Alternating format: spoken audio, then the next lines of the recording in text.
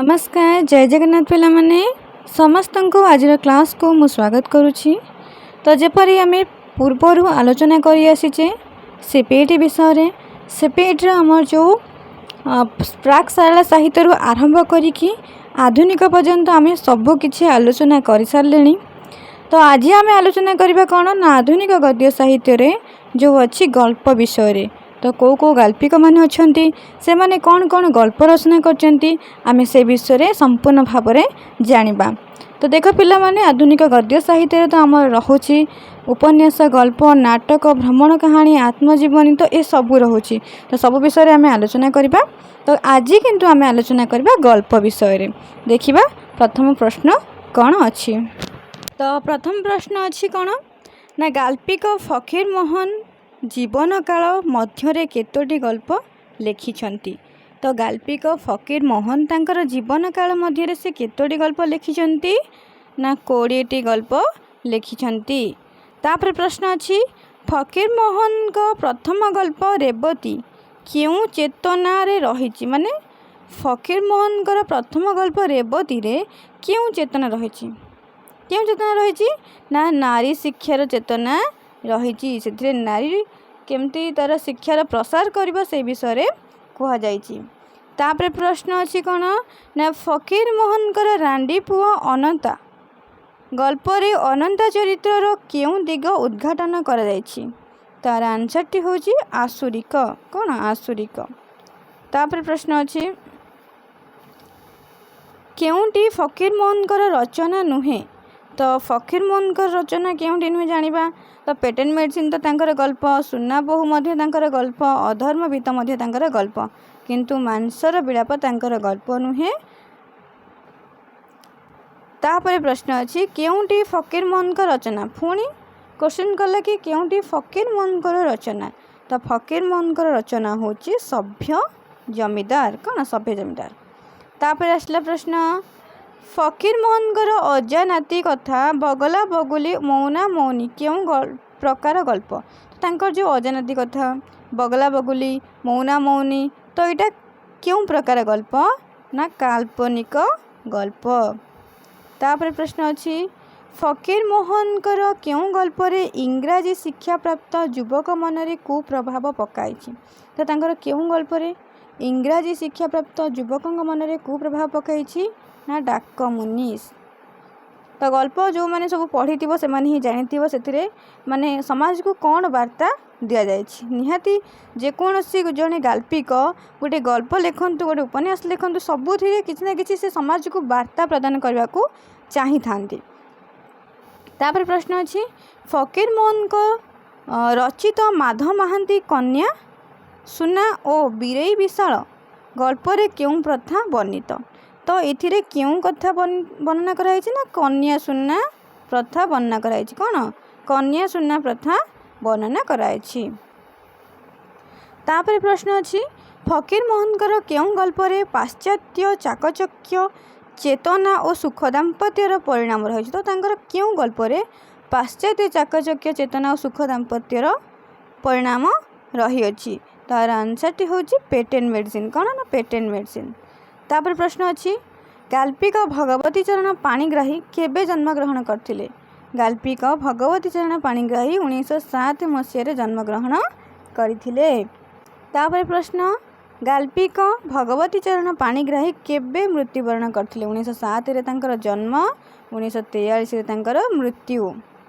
तापर प्रश्न अछि नवयुग साहित्य संसद पक्षरु भगवती चरण 1936 मसीह केउं पुस्तक प्रकाश करथिले। से नवयुग साहित्य संसद पक्षरु 1936 मसीह से क्यों पुस्तक प्रकाश करथिले जानिबा। तो तार आंसर टी होची आधुनिक। नवयुग साहित्य संसद पक्षरु भगवती चरण पाणिग्राही 1936 मसीह आधुनिक पुस्तक प्रकाश करथिले।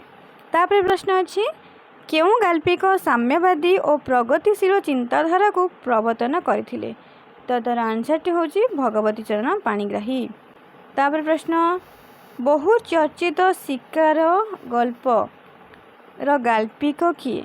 तो बहु चर्चित शिकार गल्प रो गाल्पिक होउछंती भगवती चरण पाणिग्राही। तापर प्रश्न अछि केउं रचनाटी भगवती चरण पाणिग्राहींकर नुहे भगवती चरण पाणिग्राहींकर केउं रचनाटी नुहे। तो सभ्य जमीदार नुहे। सभ्य जमीदार कहार ना फकीर मोहन सेनापतिंकर गल्प। तापर प्रश्न केउं रचनाटी भगवती चरण पाणिग्राहींकर। तो केउंटा भगवती चरण पाणिग्राहींकर ना मानसर विलाप नुहे। मानसर विलाप होची कालीचरण पाणिग्राहींकर गल्प। डिमिरी फूल मध्य नुहे। धूलिया बाबा मध्य नुहे। तो झड़ हेउची भगवती चरण पाणिग्राहींकर गल्प। तापर प्रश्न अछि भगवती चरणंक झड़ केउं प्रकार गल्प। तो भगवती चरणंकर जो गल्पटा होची झड़ सेटा केउं प्रकार गल्प ना जीवन धर्मी गल्प। तापर प्रश्न अछि तापर प्रश्न कोन अछि ना गोदावरीश महापात्र केउं जुगर गाल्पिक। गोदावरीश महापात्र हेउछंती सत्यवादी जुगर गाल्पिक। तापर प्रश्न अछि नीलमास्टराणी गल्पर गाल्पिक किए। नीलमास्टराणी गल्पर गाल्पिक हेउछंती गोदावरीश महापात्र। तापर प्रश्न अछि गरीबर भगवान गल्पर गाल्पिक किए। गरीबर भगवान गल्पर गाल्पिक मध्य गोदावरीश महापात्र। तापर प्रश्न कोन अछि देखिबा केउंटी गोदावरीश महापात्रंकर रचना नुहे। तो गोदावरीश महापात्रंकर रचना केउंटी नुहे। नीलमास्टराणी तांकर रचना। मु दिने मंत्री थिली तांकर रचना। गरीबर भगवान तांकर रचना किंतु जंगली तांकर रचना नुहे। तापर प्रश्न अंधारुआ गल्पर गाल्पिक किए।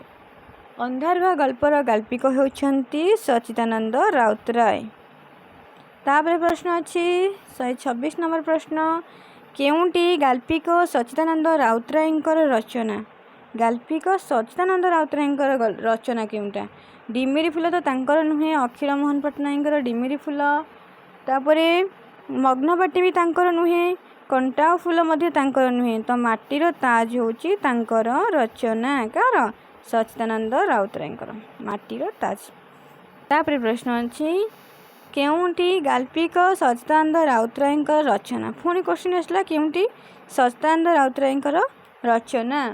तो सभ्य जमीदार तो तांकर नुहे। सभ्य जमीदार फकीरमोहन सेनापतिंकर। धूलिया बाबा मध्य फकीरमोहन सेनापतिंकर। अंधारुआ गल्प होची कहार आमिर जानले। तो अंधारुआ गल्प ये देखि पारुथबो सच्चिदानंद राउतरायंकर। देख पिला माने ये क्वेश्चन कोन अछि ना केउंटी गाल्पिक सच्चिदानंद राउतरायंकर रचना। तो सभ्य जमीदार तांकर नुहे। धूलिया बाबा भी तांकर नुहे किंतु मसाणी फूल आउ होची अंधारुआ ए दीटा तांकर रचना। मसाणी फूल और अंधारुआ ए दीटा तांकर रचना। मसाणी फूल होची तांकर श्रेष्ठ गल्प। ठीक अछि। तापर प्रश्न अछि महानगरीर रात्रि कृष्ण चूड़ा रुटी चंद्र गल्प संकलन तीनोटी केउं गाल्पिकंकर। एटा तो समस्त जानिथिबो एटा केउं गाल्पिकंकर ना सुरेंद्र महांतींकर। तापर प्रश्न अछि शेष कविता सबुज पत्र कवि नर्तकी मराळर मृत्यु केउं गाल्पिकंकर रचना। तो एटा केउं गाल्पिकंकर रचना सेई सुरेंद्र महांतींकर गल्प। तापर प्रश्न अछि केउंटी सुरेंद्र महांतींकर गल्प नुहे। तो सुरेंद्र महांतींकर गल्प केउंटी नुहे ना गंगशिउली तांकर गल्प नुहे। तापर प्रश्न अछि बौद्ध साहित्य पुराण और प्राचीन कहानी और इतिहासर विषय वस्तु को ग्रहण करी केउं गाल्पिक गल्प रचना करिसंती। तो आंसर टी होची सुरेंद्र महांती।